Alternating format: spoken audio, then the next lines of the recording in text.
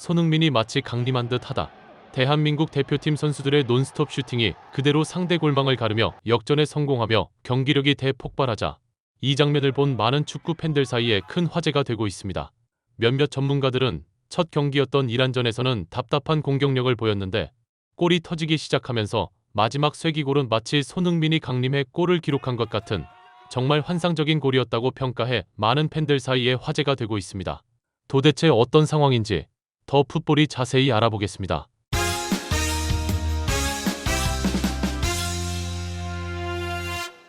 한국 U23 연령별 대표팀은 2026 사우디아라비아 아시안컵에 출전. 조별예선 1차전 이란과의 경기에서 무승부를 거두면서 팬들의 따가운 눈총을 받고 있습니다. 그도 그럴 것이 골 결정력에서 문제를 드러내며 이민성 감독의 지도력까지 도마에 올라 팬들의 비난을 받고 있던 상황이라 조별예선 2차전인 레바논과의 경기에서마저 부진한 모습을 보인다면 이민성 감독의 자리 보전이 어려울 것이라는 것이 축구 전문가 대다수의 전망일 정도로 상황은 좋지 않았는데요.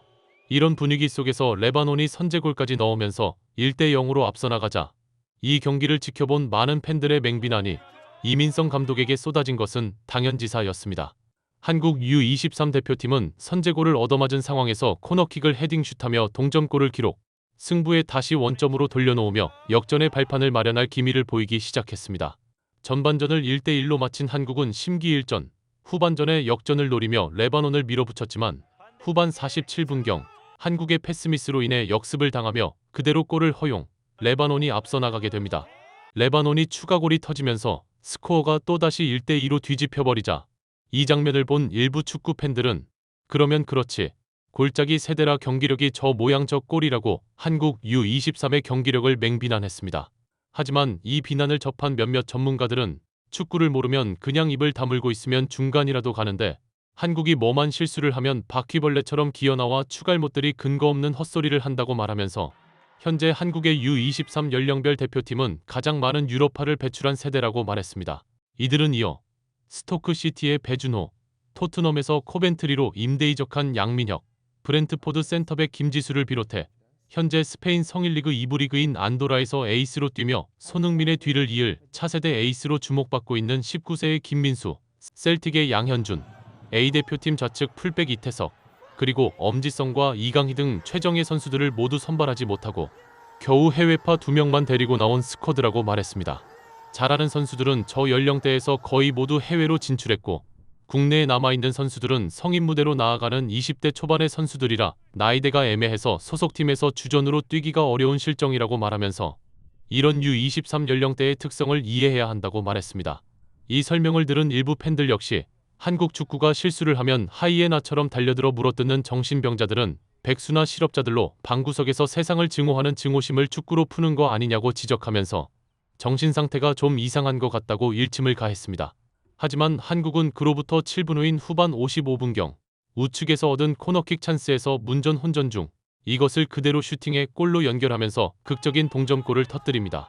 이 장면을 본 일부 축구 팬들은 이란과는 비겼지만 레바논은 역전해서 이겨야 하지 않겠나라고 흥분하면서 골이 들어가기 시작하면 몸이 풀리면서 자신감이 올라올 것 같다, 기대가 된다고 박수갈채를 보냈습니다. 몇몇 전문가들은 코너킥 세트피스에서 골이 들어가는 장면을 보면 사전에 얼마나 연습을 많이 했는지 알 수 있다고 말하면서 이 상황에서 이쪽에 있는 한국 선수 3명이 앞으로 나오며 레바논 수비진을 유인하면서 스크린을 만들어 문전 혼전 상황을 만든다고 말했습니다. 의도적인 스크린 전술 때문에 노마크로 있는 한국 선수에게 공이 흘러가고 이것을 논스톱으로 그대로 슈팅, 골로 연결이 된다고 말하면서 아주 잘 짜여진 세트피스는 아니지만 의도적으로 혼전 상황을 만들었다는 것은 고무적인 상황이라고 말했습니다.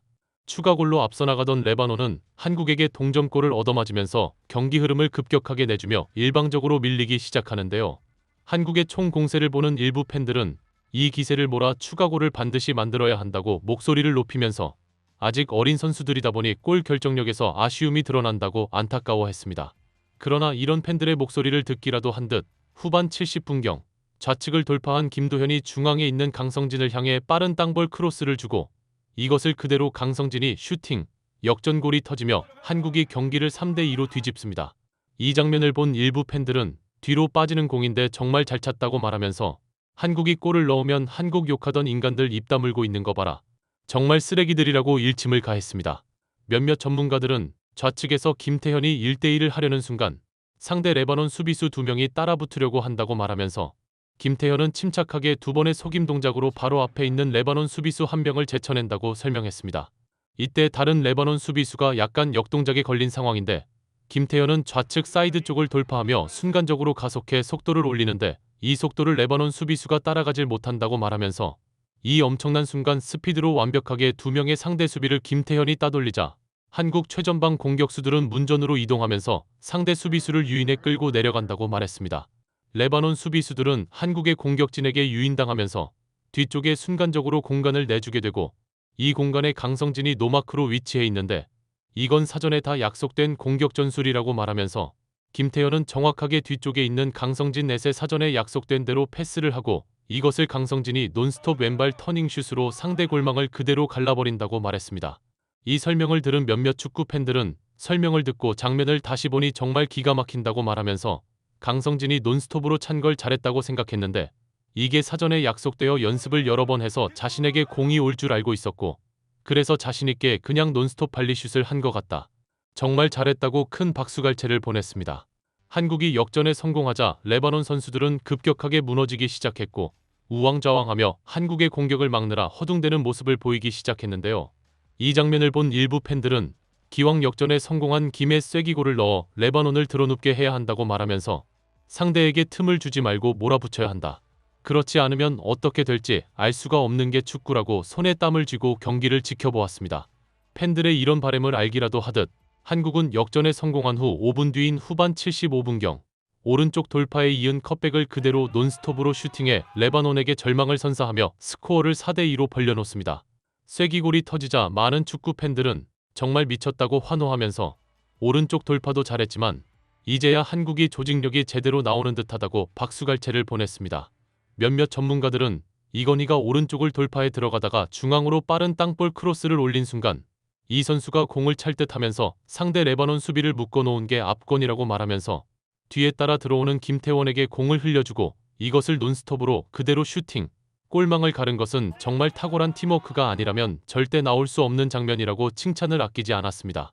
많은 축구 팬들 역시 손흥민이 좌우 사이드에서 올라오는 땅볼 크로스를 그대로 논스톱 슈팅하는 것하고 굉장히 비슷한 슈팅이라고 말하면서 레바논 선수들은 마치 손흥민이 강림한 것 같은 느낌을 받았을 것이라고 칭찬을 아끼지 않았습니다. 결국 경기는 한국의 4대2 승리로 끝났고 한국은 승점 3점을 얻고 골득실에서 우즈베키스탄을 앞서며 조 1위로 올라섰습니다. 3차전은 우즈벡과의 경기인데 이 경기에서 지지만 않는다면 8강 진출이 가능한 상황입니다. 구독, 좋아요, 좋은 댓글은 불타는 제작 열정을 더욱 불타오르게 합니다. 시청해주셔서 감사합니다. 이상 더 풋볼이었습니다.